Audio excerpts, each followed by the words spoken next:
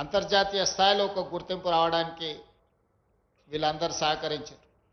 ఆ తర్వాత ముఖ్యంగా మాదాపూర్, కొండాపూర్, గచ్చిబౌలి, శేర్లింగంపల్లి, గోపన్పల్లి, వట్టినాగులపల్లి వరకు ఈ ప్రాంతాన్ని అభివృద్ధి చేయడానికి 94 నుంచి 2014 వరకు ఆనాటి ముఖ్యమంత్రులు చంద్రబాబు నాయుడు గారు, డాక్టర్ వైఎస్ రాజశేఖర రెడ్డి గారు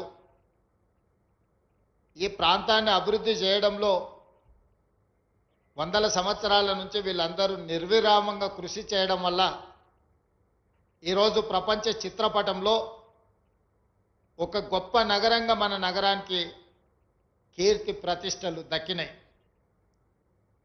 అదేవిధంగా ఆనాడు టీడీపీ, కాంగ్రెస్ ప్రభుత్వాలు తీసుకొచ్చిన విధానాలలో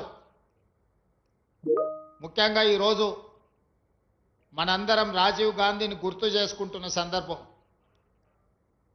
గచ్చిబౌలి ప్రాంతం ఫైనాన్షియల్ డిస్ట్రిక్ట్ కావచ్చు, లేకపోతే నాలెడ్జ్ పార్క్ ప్రాంతం కావచ్చు, రాయదుర్గ ప్రాంతం కావచ్చు, ప్రపంచంలో ఉండే 500 ఫార్చ్యూన్ కంపెనీలలో 85 ఫార్చ్యూన్ కంపెనీలు ఈరోజు ఈ ప్రాంతంలో వాళ్ళ కార్యక్రమాలను నిర్వహిస్తున్నాయి. ఐటీ దిగ్గజాలైన ఇన్ఫోసిస్, మైక్రోసాఫ్ట్ నుంచి మొదలు పెడితే గూగుల్ లాంటి సంస్థలు ఈరోజు ఇక్కడ అత్యధిక ఉద్యోగ అవకాశాలు కల్పించిన టీసీఎస్, హెచ్సిఎల్, కాగ్నిజెంట్ లాంటి సంస్థలు ఈ ప్రాంతంలో లక్షలాది మంది సాంకేతిక నిపుణులు, ముఖ్యంగా గ్రామీణ ప్రాంతాలలో నుంచి చదువుకున్న యువకులు ఈరోజు ఐటీ రంగంలో రాణిస్తున్నారంటే ఆనాడు ఈ దేశానికి రాజీవ్ గాంధీ గారి కంప్యూటర్ని పరిచయం చేసిండు. వారి మిత్రుడు శామ్ పిట్రోడా టెక్నాలజీ రంగంలోనే కాదు, టెలికాం రంగంలో ఈరోజు మనం ఇంటర్నెట్ అంటున్నాం, వైఫై అంటున్నాం, కంప్యూటర్ అంటున్నాం, క్వాంటమ్ అంటున్నాం, రకరకాల పదాలు మనం పలుకుతున్నామంటే ఆనాటి ప్రధానమంత్రి రాజీవ్ గాంధీ గారు ఈ దేశానికి కంప్యూటర్ని ఇంట్రడ్యూస్ చేయడమే కాదు, వారి వారసత్వంగా ఈ దేశ ప్రధానమంత్రి పివి నరసింహారావు గారు బాధ్యత చేపట్టిన తర్వాత మొట్టమొదట హైటెక్ సిటీని, ఐటీ స్పెషల్ ఎకనామిక్ జోన్ని ఆనాడి ఉమ్మడి ఆంధ్రప్రదేశ్కు వారు మంజూరు చేసింది.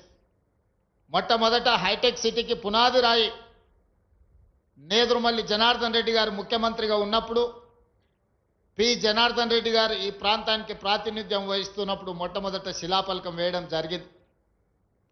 వివిధ కారణాల చేత హైటెక్ సిటీ నిర్మాణం జరగక తిరిగి చంద్రబాబు నాయుడు గారు ముఖ్యమంత్రిగా బాధ్యతలు చేపట్టిన తర్వాత మన ప్రాంతం అభివృద్ధి చెయ్యాలి అనంటే మన రాష్ట్ర విద్యార్థులు కర్ణాటకనో మహారాష్ట్రకు పోయి ఇంజనీరింగ్ చదువుకోవడం కాదు, మన ప్రాంత విద్యార్థులు ఇక్కడనే ఇంజనీరింగ్ గ్రాడ్యుయేట్స్గా చదువుకొని కంప్యూటర్ సైన్స్ని అవసోపాన బట్టి కంప్యూటర్ నిపుణులుగా రాణించాలి అని వారు తీసుకొచ్చిన మార్పులు, వారు నిర్మించిన హైటెక్ సిటీ ఈరోజు మనకు లక్షలాది కోట్ల రూపాయల ఆదాయాన్ని రాష్ట్రానికి తెచ్చిపెట్టడమే కాదు, ఈరోజు ప్రపంచంలో ప్రసిద్ధిగాంచిన కంపెనీలు ఈ ప్రాంతానికి రావడం జరిగింది. ఈరోజు ఈ ప్రాంతంలో ఉన్న గచ్చిబౌలి స్టేడియంస్ కావచ్చు, ఈ పక్కలో ఉన్న ఎంఆర్ సంస్థ నిర్మించిన బోల్డర్ హిల్స్ కావచ్చు, ఈ ప్రాంతంలో ఉన్న ఐటీ కంపెనీలు కావచ్చు, ఆనాటి ముఖ్యమంత్రులు దూరదృష్టితోని ఈ ప్రాంతం అభివృద్ధి చెందాలంటే చదువుకున్న యువకులకు ఉద్యోగ ఉపాధి అవకాశాలు రావాలి, అప్పుడే వ్యవసాయం ఒక్కటే మనకు జీవన ఆధారం కాదు. కుటుంబంలో 4 అన్నదమ్ములు ఉంటే ఒకరు వ్యవసాయం చేయాలి, ఇంకొకరు వ్యాపారం చేయాలి, ఇంకొకరు ఐటీ రంగంలో రాణించాలి అని ఆనాడు ఆ ముఖ్యమంత్రులు ఆలోచన చేయడంతో ఈరోజు మనలో లక్షలాది మంది ఐటీ నిపుణులుగా కాదు, అమెరికాలో సిలికాన్ వ్యాలీని మనం ఈరోజు శాసిస్తున్నాం.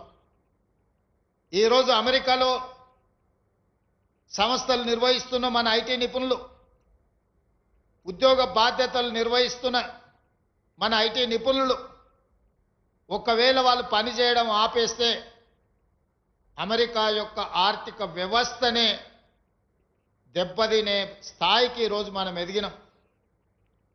సత్య నాదెండ్ల లాంటి ప్రపంచ దిగ్గజ కంపెనీలకు సీఈఓలుగా మారినరు మన యువకులు అని అంటే ఇది మనందరికీ గర్వకారణము. ఇంత గొప్ప సాంకేతిక నైపుణ్యాన్ని సాధించిన మనం హైదరాబాద్ నగరాన్ని అట్లే వదిలేద్దామా?